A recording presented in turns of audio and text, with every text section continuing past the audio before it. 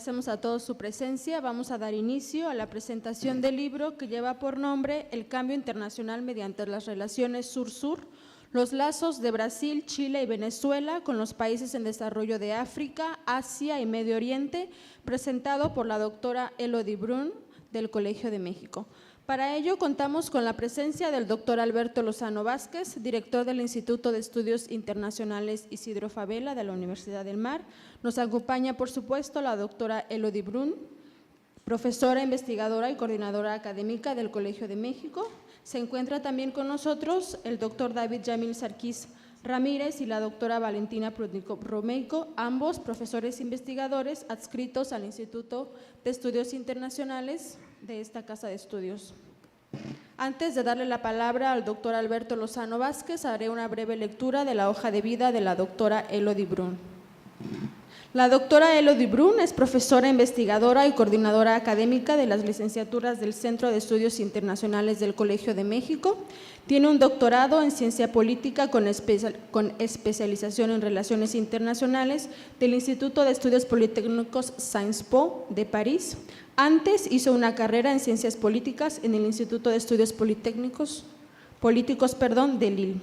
Estudia principalmente las estrategias establecidas por varios países latinoamericanos hacia sus pares en desarrollo de África, Asia y Medio Oriente.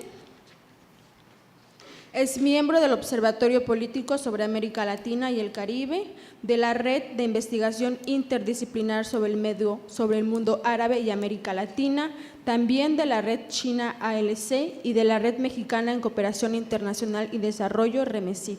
Sus líneas de investigación recientes son Relaciones Sur-Sur, América Latina en las Naciones Unidas, Políticas Exteriores Latinoamericanas, y entre sus publicaciones podemos destacar las siguientes: El cambio internacional mediante las relaciones Sur-Sur, los lazos de Brasil, Chile y Venezuela con los países en desarrollo de África, Asia y Medio Oriente, que a continuación presentará.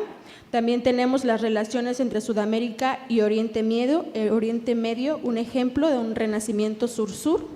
Tenemos también semejanzas ideológicas y diversidad diplomática de la Alianza Bolivariana frente a la crisis en Siria. Tenemos también las relaciones de Brasil con los países de Medio Oriente, una diplomacia en busca de la constancia. Brasil-China, varios torrentes, un río. Entre el dinamismo y la dispersión, los 4 pilares de la política exterior de América Latina hacia el Medio Oriente. La cooperación Sur-Sur de Brasil, China y Venezuela, interés y pérdida de esencia, entre muchos más. A continuación, toma la palabra el doctor Alberto Lozano Vázquez. Si me acompañan, le damos la bienvenida a la doctora Brun con un fuerte aplauso.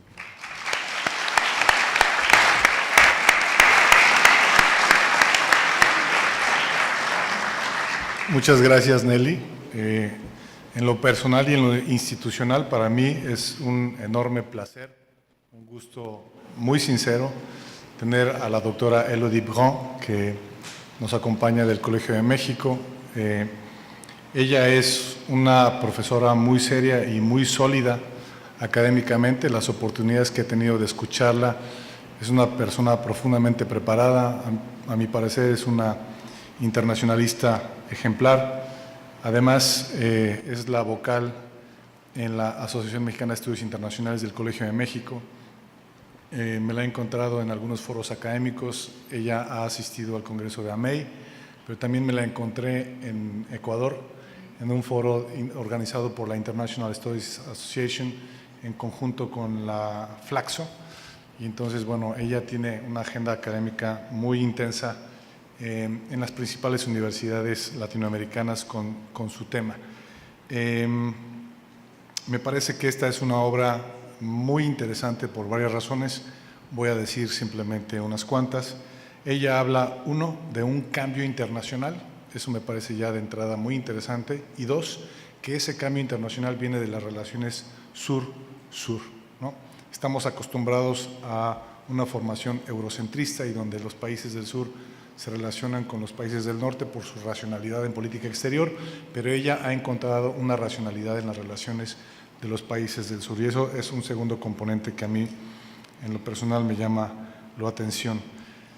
El prefacio, la parte introductoria de su obra, la hace Celso Amorim, que él fue ministro de Asuntos Exteriores en Brasil en los 90, primero con el presidente Itamar Franco, después con el presidente Lula da Silva de 2003 a 2010, y después fue ministro de Defensa en Brasil con la presidente Dilma Rousseff de 2011 a 2014. Es este personaje que sabe de política exterior desde un país del sur, el país que junto con México acompaña los protagonismos de América Latina. Entonces, me parece que es un personaje interesante para abrir la obra de la doctora Braun. Este tema de las relaciones sur-sur es un tema poco explorado en general y poco explorado en México. Entonces, yo celebro que haya una obra disponible para los internacionalistas que estudian este tema o que pudieran estudiar este tema. Entonces, la verdad es que también presentamos esta obra con la comunidad universitaria de la Universidad del Mar y con nuestros amigos de Huatulco, esperando poder alimentar una inquietud intelectual y un interés en los estudiantes. Entonces, particularmente estudiando en un país como México, que es un país que pertenece a este grupo del sur. Entonces, para elaborar sobre esto, he invitado a dos profesores del Instituto de Estudios Internacionales, Isidro Favela de la Universidad del Mar, el doctor David Sarkis y la doctora Valentina Prudnikov. Así que sin más, y para no restar tiempo a esto, voy a dar la palabra primero a la doctora Valentina Prudnikov para que nos dé su análisis. Bueno. ¿Y luego qué parte del libro habla ya? Ya, entonces para seguir el orden del libro, abre el doctor Sarkis con la introducción, después vendrá un análisis posterior de la doctora Valentina. Cada uno de ellos tiene 15 minutos y después dejaremos la palabra a la doctora Elodie y finalmente tendremos un intercambio de preguntas y respuestas para aquellos que quieran hacer una pregunta. Muchísimas gracias. Adelante, doctor.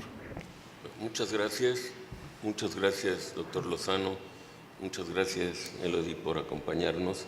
Es realmente un honor, primero, estar reunido aquí con la comunidad de internacionalistas de Huatulco. Es siempre muy grato ver cómo crece y se desarrolla esta comunidad y tener la oportunidad de escuchar autores de primer nivel. Eso creo que debe ser muy enriquecedor para todos nosotros. Agradezco la oportunidad de comentar este trabajo, un trabajo bastante voluminoso, pero al mismo tiempo muy interesante, precisamente por este enfoque desde el cual se ha realizado la obra. Obviamente 15 minutos pues no es gran cosa como para poder comentar un contenido tan amplio y tan rico que invita a la reflexión. Entonces, por razones de tiempo, yo elegí centrar mis comentarios en la parte introductoria, porque la parte introductoria de alguna manera refleja con mucha claridad el plan de obra. Yo les diría, si por cualquier motivo ustedes no tuvieran la oportunidad de leer la obra completa, que ciertamente vale la pena, por lo menos la introducción les daría una idea muy clara de cómo se estructura un trabajo de investigación, de cómo nace una inquietud a través de una pregunta de investigación y cómo se va estructurando el intento de generar una hipótesis de trabajo y en base a ello plantear los objetivos de la obra, identificar un marco teórico-metodológico que arma toda la estructura que sostiene el discurso en el resto del libro. El resto del libro contiene una gran cantidad de datos, una gran cantidad de información, pero si no se encuadran en el contexto del marco teórico-metodológico que la doctora explica puntualmente en la parte introductoria, no es tan fácil entender todo ese volumen tan amplio de datos que nos ofrece. Y esto suele ocurrir con la mayor parte de los trabajos de investigación en la ciencia en general. Ustedes pueden acumular una cantidad de información impresionante sobre cualquier tema que quieran investigar, pero si no hay un hilo conductor, si no hay claramente identificada una hipótesis de trabajo que los guíe, pues entonces es muy fácil perderse, es muy fácil que ese cúmulo de información se vuelva un mar de confusión. Y eso es lo que nos aporta Elodie en la primera parte del libro, ¿no? El trabajo parte con una hipótesis sobre la reactivación y la profunda intensificación de los lazos interregionales entre los países del sur. Entonces, hay una primera percepción de que algo está ocurriendo en el ámbito de las relaciones internacionales como campo de estudio que amerita una reflexión desde relaciones internacionales como una disciplina académica. Y ese es el intento de conjunción que ella trata de hacer, explicar esta percepción que tiene de la reactivación de las relaciones entre los países del sur a través de una propuesta teórica que intenta darle sentido a eso que ella está percibiendo en la realidad. La consolidación de China como principal socio de varias economías latinoamericanas, la propuesta turco-brasileña para avanzar las negociaciones sobre el programa nuclear iraní o la visita del presidente chileno al Medio Oriente son, en los términos que ella lo plantea, indicadores de un mayor activismo político internacional desde el sur. Por lo menos tenemos claramente identificado que los países del sistema internacional que pertenecen al hemisferio sur han realizado un esfuerzo de intensificación de sus contactos sin la mediación tradicional de las grandes potencias, ¿no? Y entonces a partir de eso queda más o menos plasmada la pregunta de investigación, ¿no? ¿Qué sucede entre las regiones en desarrollo desde el inicio de este siglo? ¿Qué significa la reactivación sur-sur para el sistema internacional? ¿Qué revela el contacto de estos países sobre la visión dominante construida por los principales centros de difusión del saber en este ámbito? Ese activismo latinoamericano que ella detecta ¿anuncia realmente una nueva configuración de las relaciones internacionales? Eso es lo que va a tratar de responder en el resto de la obra, ¿no? Analizando el caso brasileño, chileno y venezolano, la autora afirma que hay un cambio en la escena mundial, un cambio, dice ella, incremental, lo cual quiere decir que tiene impulsos de avance y retroceso, que inicia desde mediados de la década de los 50 del siglo pasado con la conferencia de Bandung y se reactiva después de las crisis internacionales de la deuda que vivieron los países del sur en los años 80 del siglo pasado. Y entonces queda planteado desde la perspectiva para el análisis teórico la idea de cambio incremental frente a cambio revolucionario que habían postulado las teorías radicales sobre cambio en el escenario internacional prácticamente durante la totalidad del siglo XX, ¿no? Esta idea de cambio incremental resulta interesante porque desde el punto de vista de algunos análisis teóricos, en realidad pues nada cambia, ¿no? Cambian las formas, pero los contenidos se mantienen intactos. Pueden cambiar los actores, pero las reglas del juego siguen siendo básicamente las mismas. Y lo que Elodie trata de mostrar en su obra es precisamente que ese cambio incremental va a ir generando a través de una transformación cualitativa del escenario una estructura cualitativamente diferente. Esa es un poco la idea que ella maneja. Este cambio progresivo se opone entonces a la idea de que hay una continuidad institucional que deja las cosas intactas al paso del tiempo, ¿no? Ella reconoce entre path shifting y path dependence en el camino evolutivo de las sociedades internacionales. Y nos dice explícitamente, nosotros defendemos la idea de que la herencia sur-sur, aún la tímida reactivación de los años 90, hacen posible una evolución progresiva del sistema internacional. Esta parte me parece sumamente relevante porque el tema del cambio en el análisis teórico es sin lugar a dudas uno de los más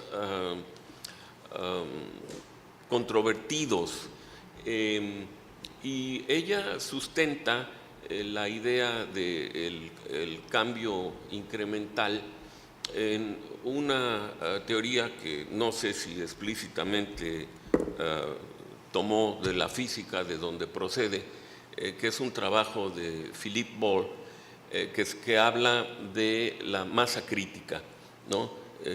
Se parece mucho a la propuesta que ella toma de Émile Durkheim, de que las cosas en el universo en general y en relaciones internacionales en particular ocurren a través de la interacción, ¿no? En este sentido, ella toma y reevalúa la tesis de la interdependencia para rescatar de ella la idea de la interconectividad que caracteriza al sistema internacional. Entonces, el hecho de que haya relaciones entre los actores internacionales da paso a la creación de las estructuras en el sistema, pero esas relaciones habían estado dominadas por la presencia de las potencias hegemónicas, y lo que ella ve como cambio es una actitud más decidida, más determinante de los actores en el sur para transformar a través de la fuerza de sus interacciones esa estructura dominante que había prevalecido durante varios siglos.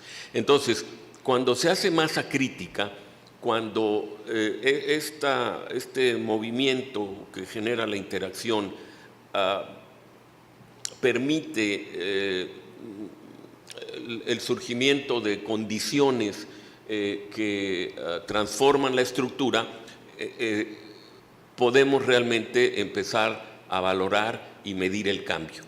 ¿Cómo? A través de todos los datos que nos ofrece en la obra de contactos, de inversiones, de trabajos en los que está participando activamente la economía, la política del sur.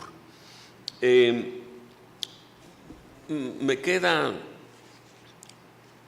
la inquietud respecto del trabajo que ha realizado Elodie, en el sentido de que el periodo que ella trabajó se enfoca principalmente en el periodo de el activismo de izquierda en el sur, ¿no? Ella cubre un periodo en el que en estos tres países hubo gobiernos de izquierda, ¿no? Lula en Brasil y Hugo Chávez en Venezuela y Michelle Bachelet en Chile. Y la duda con la que finalmente me quedo es que desde más o menos mediados de de hecho desde fines de la primera década del siglo, hay una embestida brutal por parte del capital internacional en contra de los regímenes de izquierda en América Latina, y después del notable giro a la izquierda que hubo a finales del siglo pasado, pues vemos el campanazo y el giro a la derecha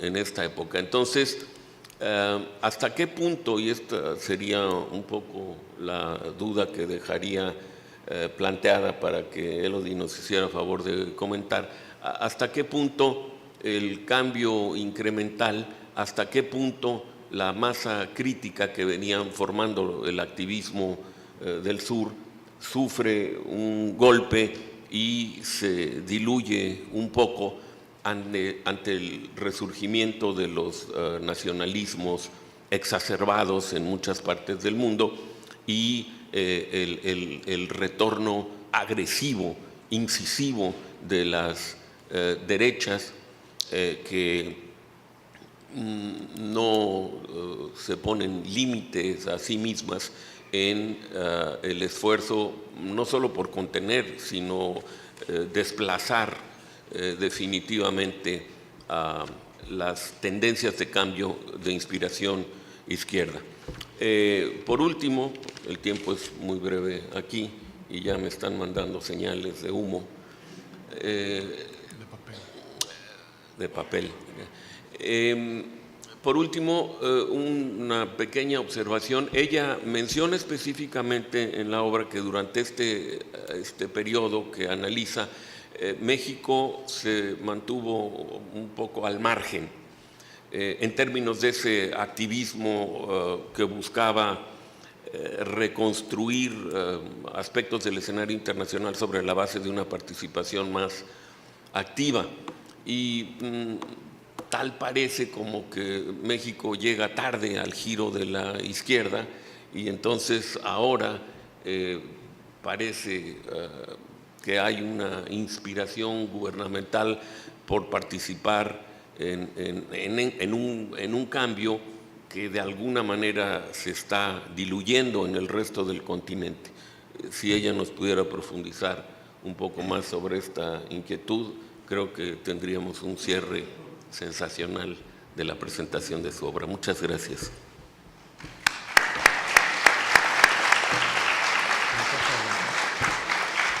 Gracias, doctor Sarkis. Escuchamos ahora a la doctora Prudnikov.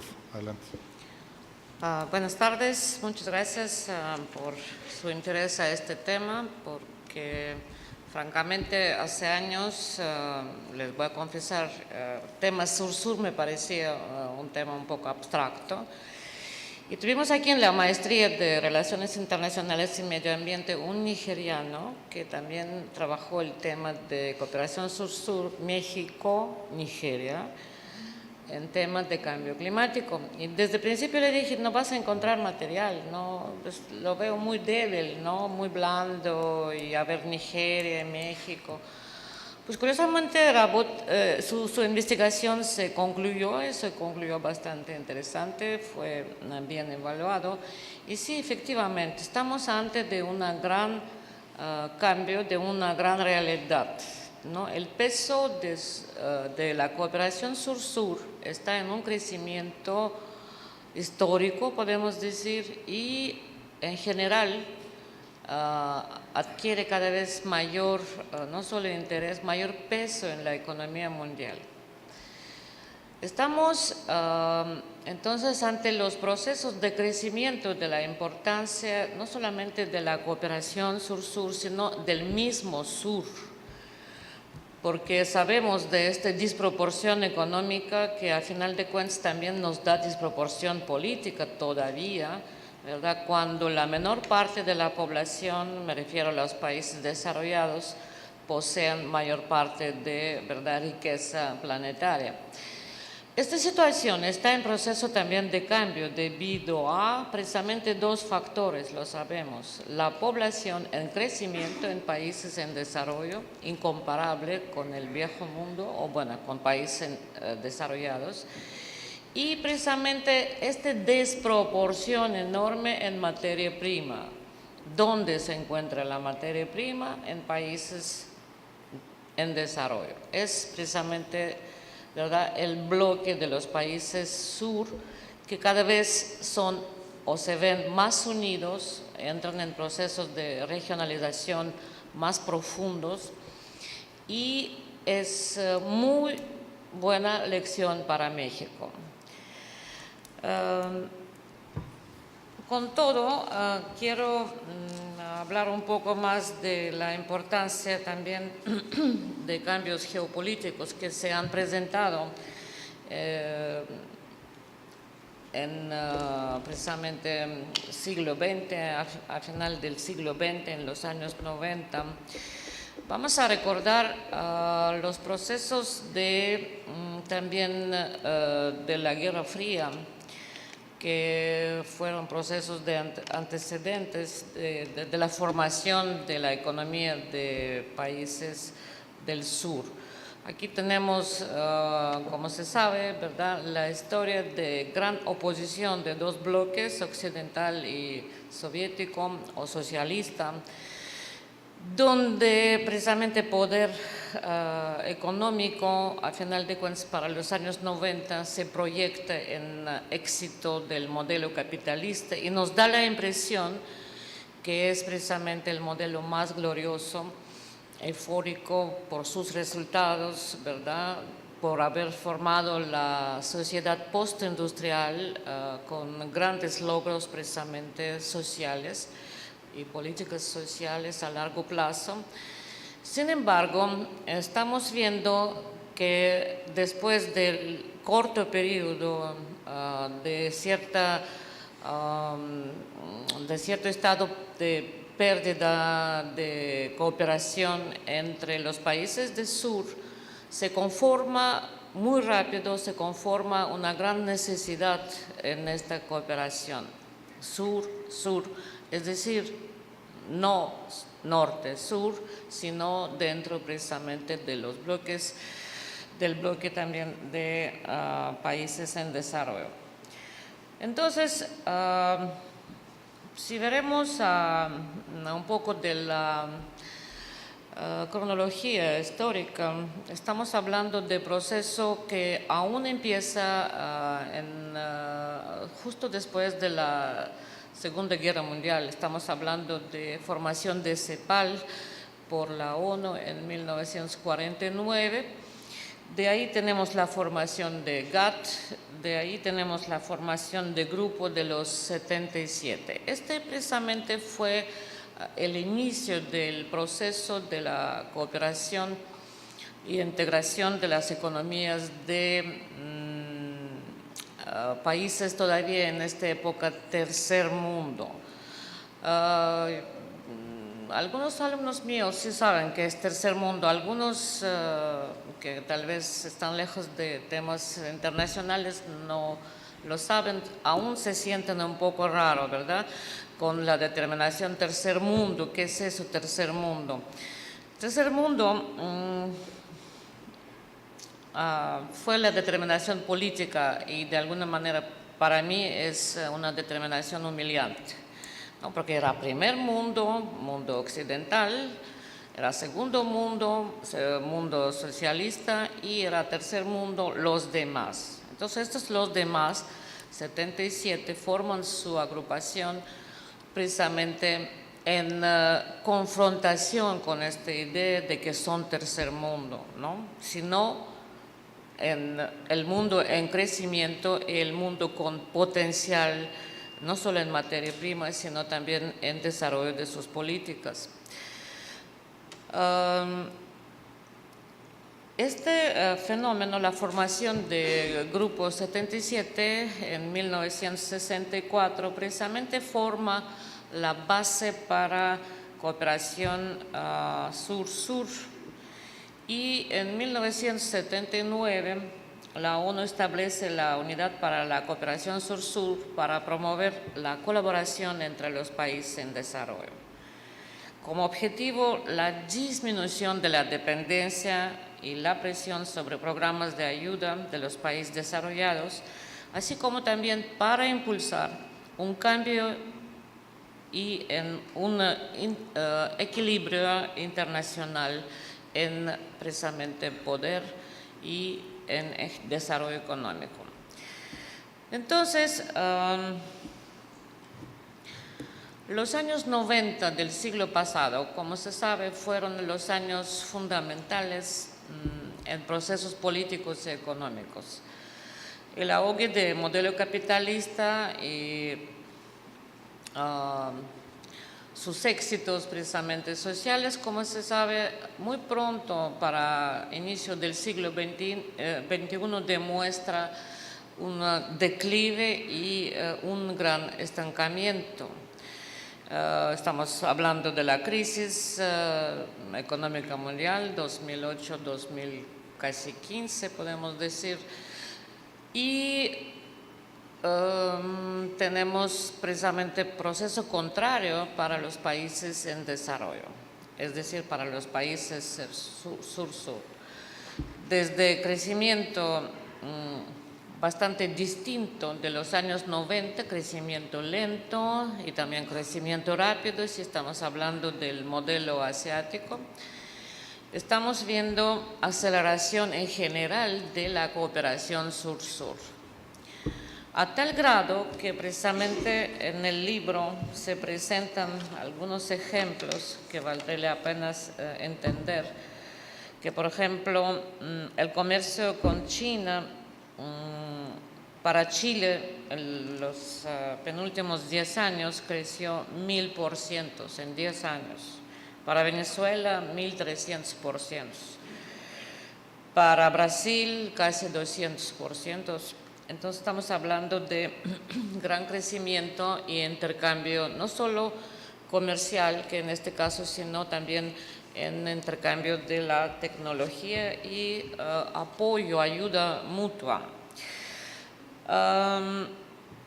Con todo, la crisis mundial también bajó mucho las expectativas de desarrollo económico, en específico de América Latina, y también bajó crecimiento en Asia, lo sabemos. Es muy interesante también ver esta dinámica, cómo está estancado crecimiento de los países desarrollados, varía de 1 a 2%, ¿verdad? En general este crecimiento anual. Y es interesante también tratar de entender, el libro ayuda a entender, porque forma una base fundamental, esencial para entender estos procesos económicos y políticos, como la expectativa de tener cerca de 5% de crecimiento anual para en general el bloque, por ejemplo, latinoamericano. Asia, sin embargo, tiene precisamente arriba del 5%, América Latina ha bajado esta expectativa y es más, el bloque latinoamericano entró en estado, yo diría, de cierta incertidumbre. Pero por lo menos ya nadie hable de 5% anuales, sino ojalá de 3% anuales. Y estamos antes de un gran reto, de una inconveniencia, podemos decir, ¿verdad?, la que está presente debido a el crecimiento mundial, es 3.5. ¿Y quién lo lleva, este crecimiento? Primero Asia y luego África. Y América Latina, vamos a preguntar qué pasa, ¿no? Entonces, la doctora Elodie nos da un muy profundo análisis del proceso de descentralización de poder mundial. Nos da este escenario mundial donde, ¿no?, con todos sus argumentos y ejemplos de 3 países latinoamericanos, nos muestra la dinámica de este gran proceso de globalización, donde la cooperación sur-sur se ve precisamente como, yo diría, una gran alternativa precisamente al modelo actual de economía moderna. Bueno, les voy a confesar, en general hay que leer libros y no tanto comentarlos, pero es mi opinión, ¿no? Es muy deseable que lo lean, porque aparte de, no solo para internacionalistas en general, para entender procesos mundiales, la importancia de la cooperación entre países que tienen mucho en común, ¿no? Sobre todo tienen entendimiento y también poco a poco entienden su importancia en la economía mundial, en la diplomacia mundial. Entonces estamos viendo cambios muy fuertes cuando los países con sentimiento de autoestima baja, ¿no?, de ser siempre tercermundista, lo que recordemos, lo que ya no existe, esta determinación aún hoy día se sienten poderosos. Bien, por mi lado, Elodie, tengo una pregunta. ¿Cómo ve a México en la cooperación sur-sur? Yo entiendo la pregunta un poco provocadora, ¿verdad? Pero es interesante porque la doctora Brun estudió durante muchos años ya a profundidad todo lo que representa precisamente 3 países latinoamericanos y países de suma importancia. Nos parece Chile, no, pues 14 millones, ¿dónde está Chile? Chile nos da un enorme ejemplo histórico, cómo precisamente, aún pasando por Pacífico, llevar relaciones muy fructíferas con países de Asia-Pacífico, en específico China. Bien, muchas gracias.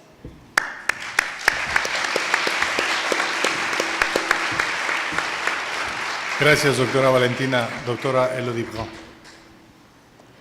Muchas gracias, pues muchas gracias por todos sus comentarios. Va a ser difícil responder a todos los puntos que han subrayado y muchas gracias a ustedes por estar aquí.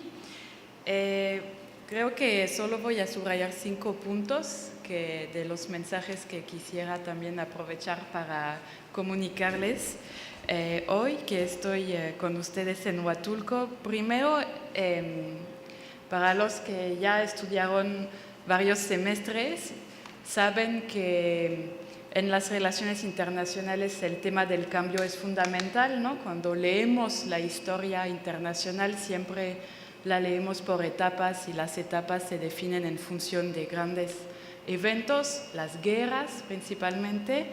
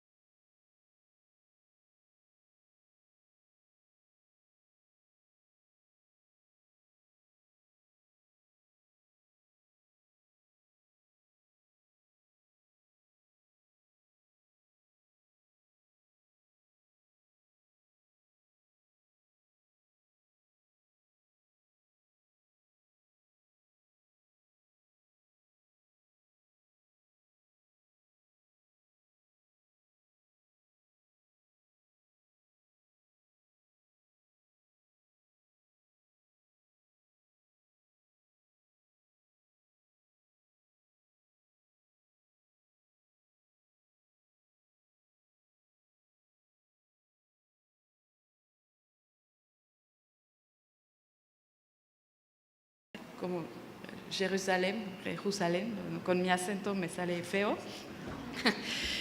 Y no lo ha hecho todavía. ¿Por qué?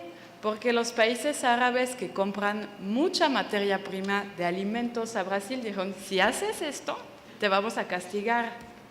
Entonces decidió esperar por el momento.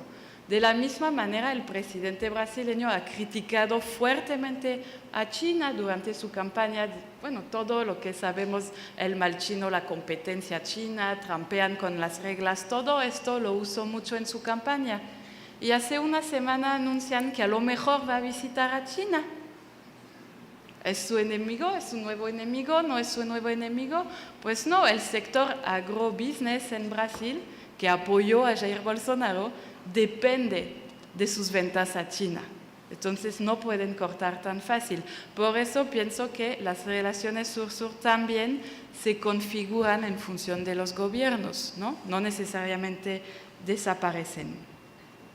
Otro problema clave y que se subraya aquí para explicar por qué tenemos es esta evolución muy contrastada en los vínculos entre países en desarrollo, es que desde América Latina, México incluido, no hay un acuerdo entre los partidos políticos y entre las élites políticas sobre cómo se definen sus países, ¿no? ¿Qué posición tienen en el sistema internacional y entonces qué proyecto de política exterior deben de defender, con algunos fundamentos que permanecen.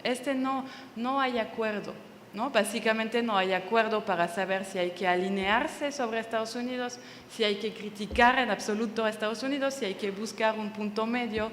Todo esto no genera acuerdo entre los partidos y entre las élites, lo cual explica también que haya muchos cambios en función de los gobiernos, ¿no? Y creo que representa una debilidad para las relaciones sur-sur que dependen todavía mucho de los gobiernos porque hay muy poco vínculo entre las sociedades de esos países, ¿no? Los vínculos son más grandes con Europa, con Estados Unidos, que con países de África y de Asia, por muchas razones, sobre todo históricas. El cuarto punto que es la otra inquietud, la inquietud común de Valentina y de David sobre México, ¿no? ¿Y qué pasa con México? Bueno, de manera general creo que México, por mi experiencia, ¿no? O sea, que es relativa, es un país que, de los que conozco de América Latina, se percibe y piensa el mundo de manera diferente que sus contrapartes de América del Sur, como Brasil, Chile o Venezuela.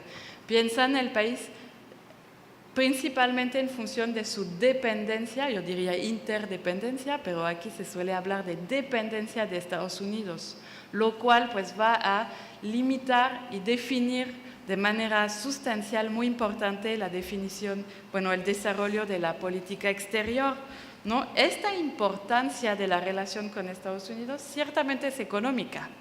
El 80% de las exportaciones de México salen a Estados Unidos, pero yo creo que también es cognitiva. Es una cultura, es una historia, es una construcción, es una idea que se ha construido en el país a lo largo de los años y de manera más fuerte desde los años 90, ¿no? Con la firma del Telecán, lo cual significa que esto podría cambiar. Pero ahora, y con el nuevo gobierno de izquierda, no se siente un cambio drástico de esta lectura de las relaciones internacionales. Por ahora, ¿no? Apenas están llegando también, o sea, se tienen que instalar.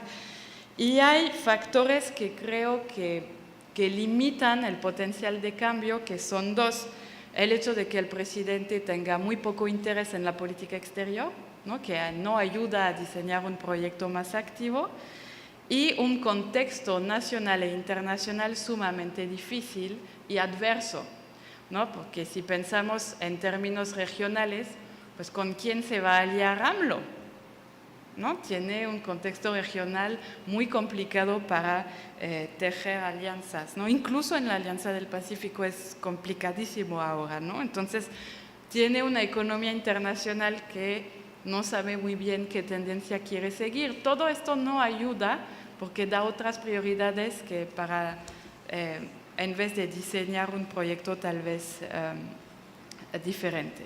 Y el último punto sobre lo que subrayó Valentín del estudiante de aquí que analizó las relaciones entre México y Nigeria, pues yo creo que sí es posible, justamente no estamos acostumbrados, entonces pensamos que no hay datos, pero son los mismos datos que para otros países, el Banco Mundial, los informes de la Secretaría de Relaciones Exteriores, los boletines, y se encuentra información, pero un desafío es que hay que construirla, ¿no? Por ejemplo, si quieren, de este libro hay un segundo volumen que está disponible gratuitamente en internet, ¿no? En la página web del libro, que son solo los datos que tuve que construir para argumentar, ¿no? Para ilustrar lo que yo quería decir de que había un acercamiento entre esos países. Entonces sí se puede, pero sí es una exploración, muchas veces hay que tomarlo como una exploración, ir a buscar datos que tal vez pues otras personas no han usado, y de la misma manera las referencias bibliográficas no van a salir tan fácilmente en los programas que usan de Gstore tal vez u otros, no, son círculos más alternativos, pero lo positivo es que son en general gratuitos, ¿no? Entonces accesibles desde cualquier lugar. Y creo que con esto quisiera terminar, ¿no? Invitarles a buscar temas, si no son de relaciones sur-sur no importa, pero temas no tengan miedo, o sea, hay que primero a ver qué puedan encontrar y ampliar horizontes y buscar, explorar, porque es una parte muy interesante del trabajo que van a hacer aquí. Muchas gracias.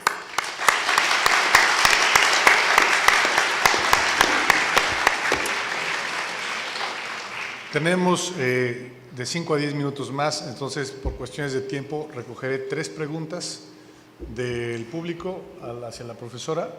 Y antes de proceder a las preguntas les comento que por el volumen y peso de los libros no hay ejemplares aquí, pero tomaremos una lista, pueden venir aquí con Alma para tomar sus nombres, pagan el libro y ella nos los hace llegar a la oficina de la UMAR en México y tenemos el flete gratuito. Así que quien está interesado en el libro, con mucho gusto hacemos la lista. Y con el 50%. Y con el 50% de descuento, me está comentando la profesora. Muchas gracias.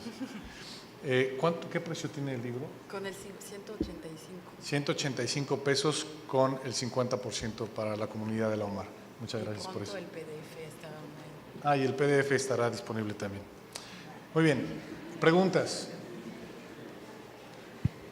Maestro Truqui, ¿uno? ¿Alguien más? No, alguien a lo mejor se anima. Adelante. Les rogaré que sean breves y concretos en su pregunta, por favor. Sí.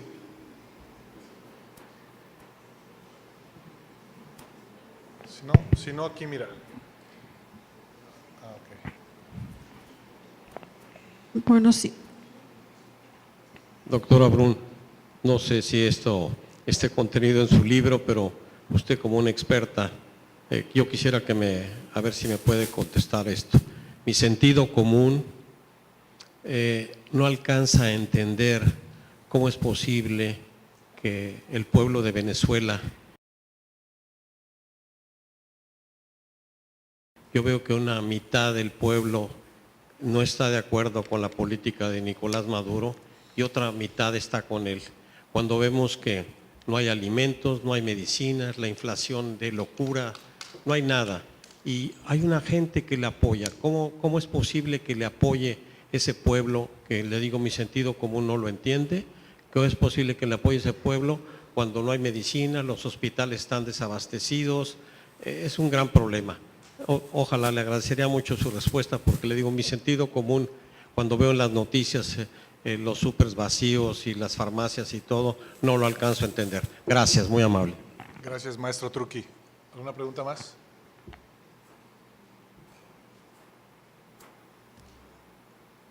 Aprovechen la presencia de la doctora Brown. Bien, ¿quieres empezar con esta pregunta? Sí. Bueno, muchas gracias por su pregunta sobre, si hay un caso de polarización y para el cual no sabemos y tenemos, más bien estamos casi seguros de que va a haber un cambio drástico de política exterior si llega la oposición al poder, es el de Venezuela, ¿no? Porque ahí la división entre las élites es aguda y sobre la política exterior también. Respecto de su pregunta sobre cómo entender, bueno, así y sin tener mucho tiempo, quisiera subrayar 4 puntos que no sé si permiten entender del todo, pero dan tal vez índices. Sobre todo, no olvidar nunca que Venezuela como país petrolero es un país muy pobre, muy desigual. No hay clase media en Venezuela en general y Hugo Chávez no logró cambiar esa estructura social. Es decir, que con Hugo Chávez teníamos alrededor del 80% de la población que era pobre en términos de comparación internacional y un 20% rica, ¿no? Entonces, claramente ahora hay una agudización de la situación, pero la gente pobre nunca ha vivido muy bien en Venezuela, ha padecido, no podía comprar comida diversificada y de buena calidad de manera diaria, ¿no? Su dieta es bastante sencilla, por ejemplo, el acceso al agua es aleatorio, la tienen que robar de la misma manera que la electricidad. Eso me lleva al segundo punto, que es que en Venezuela, en este contexto, se ha desarrollado muchísimo el sistema informal. Si nos basamos en la inflación y en el sistema de salud oficial, no entendemos qué pasa, porque ya no hay. Y la inflación es del 10.000%, eso no tiene ningún sentido, porque la gente no vive con ese sistema oficial. Toda la alimentación que van a comprar es donación del gobierno de manera puntual, ¿no? Claramente, hay papas en tal rincón en un camión de la compañía de petróleo, vamos a comprar. Es un poco así, la pérdida de tiempo es enorme, pero la mayoría de la gente entonces compra a gente que está revendiendo alimentos que traen de Colombia, por ejemplo, ¿no? O va a acudir al sistema de salud, antes eran con los cubanos, ahora pues se mantienen más o menos, pero si no, pues o no tienen acceso a nada de salud. Van a buscar un medicamento o una solución de subsistencia, ¿no? Pero entonces creo que también eso es muy importante entender que en Venezuela, y no es que vivan bien, diciendo esto, no estoy diciendo, ay, qué padre, porque tienen solución, no, sino que la gente pues vive ahora fuera, en su mayoría, del sistema formal y lucha para buscar una solución a cada día. El tercer punto que me han contado es que el nivel de adoctrinamiento por parte del gobierno es muy fuerte todavía, ¿no? La propaganda oficial, y hay sectores muy minoritarios de la población, pero que existen, que se benefician todavía, sobre todo los funcionarios públicos, los que pueden tener acceso a un empleo en una administración, pues tienen algunas ventajas. Y hay una parte de adoctrinamiento que funciona, es decir, que estiman, según encuestas que se realizan desde Colombia, 1/3 de la población sigue apoyando al gobierno por convicción, ¿no? Y esto no hay que descartarlo, es importante también cuando consideramos una solución a la crisis. ¿Qué va a pasar con esos apoyos al gobierno? ¿Se van a excluir? ¿Se van a integrar? ¿Cómo, no? Y creo que el último punto que me viene a la mente así, pero que es minoritario, es el miedo a la oposición, ¿no? El miedo de que la oposición sea muy de derecha y quite de los pocos servicios que se le habían dado a los más pobres en Venezuela durante el chavismo, que se supriman, ¿no? A pesar de que varios personajes de la oposición, como Leopoldo López, cuando tenía una municipalidad, intentó desarrollar, ¿no?, también actividades sociales como para cambiar esa imagen de la oposición. Para alguna parte de la población es este dogma de yo sé que tengo con lo que hay ahora y no sé qué tendré que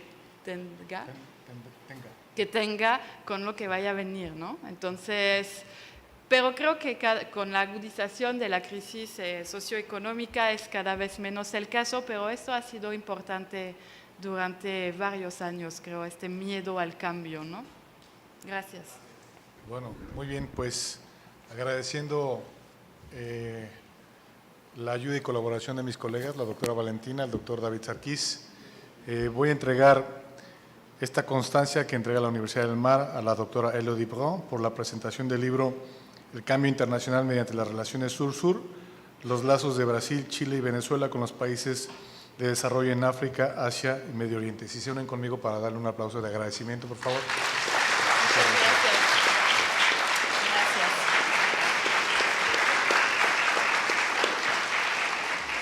Gracias a todos por acompañarnos. Esperamos que hayamos despertado un poco el interés con esta gran obra y que tengan un feliz puente. Buenas tardes.